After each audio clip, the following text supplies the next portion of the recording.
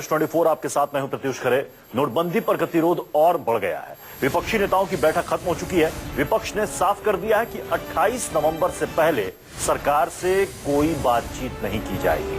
28 नवंबर तक गतिरोध जारी रहेगा और 28 तारीख को आक्रोश रैली होगी। इसके साथ ही सहमति बनाकर सदन चलाने की राजनाथ सिंह की बैठक का भी विपक्ष ने बहिष्कार कर दिया है। सरकार की तरफ से आज कोशिश की गई थी कि सभी दलों के साथ मिलकर बातचीत की जाए ताकि संसद में जो गतिरोध जारी है उसको दूर किया जा सके, लेकिन विपक्ष ने इस बैठक का बहिष्कार किया और साफ कह दिया कि 28 तारीख तक, यानी कि नवंबर की 28 तारीख तक वो सरकार से इस विषय पर कोई बातचीत नहीं करेगा। 28 तारीख को आक्रोश रैली रखेगा विपक्ष। हमारे साथ अमित, हमारे संवाददाता इस वक्त जुड़ चुके हैं। अमित, जिस तरीके से विपक्ष नोटबंदी के खिलाफ एकजुट नजर आ रहा है और 28 तारीख तक वो सत्ता पक्ष से बातचीत करने को भी तैयार नहीं है, ऐसे में संसद का काफी वक्त यूं ही जाया होता रहेगा। निश्चित तौर पर संसद की अगर चिंता होती तो कहीं ना कहीं बीच से कोई रास्ता निकलता।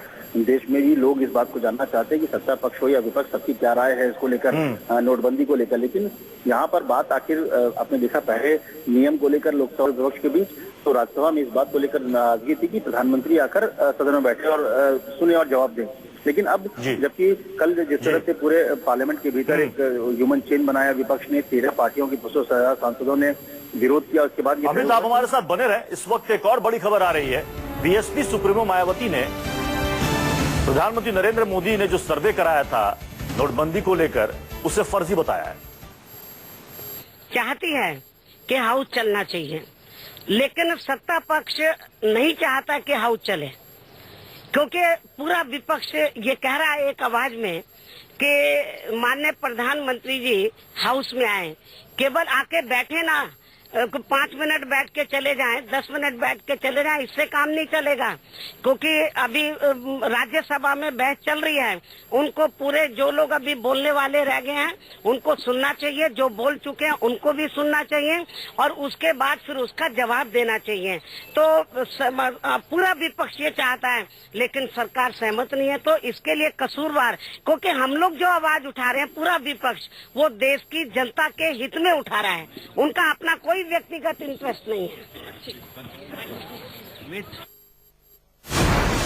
ये कहते हुए कि विपक्ष के सवाल जायज हैं और इस पर प्रधानमंत्री को जवाब देना चाहिए।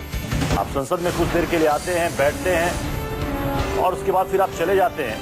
विपक्ष जो कह रहा है, जो सवाल कर रहा है, उस पर आप क्यों नहीं बोलते? साथ ही उन्होंने कहा कि पीएम मोदी ने जो सर्वे करवाया है नोटबंदी को लेकर, जिसमें 10 सवाल पूछे गए थे और उसमें यह कहा गया कि इसमें 90% से ज्यादा लोगों ने सरकार के पक्ष में अपनी राय दी है, वो सर्वे फर्जी है।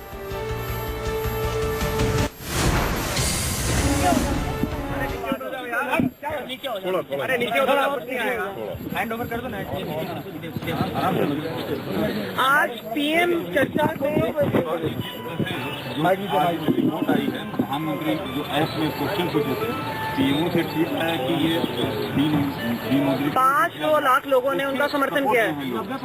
90%। इस बारे में मैं आपको ये बताना चाहती हूँ कि ये जो कल मीडिया में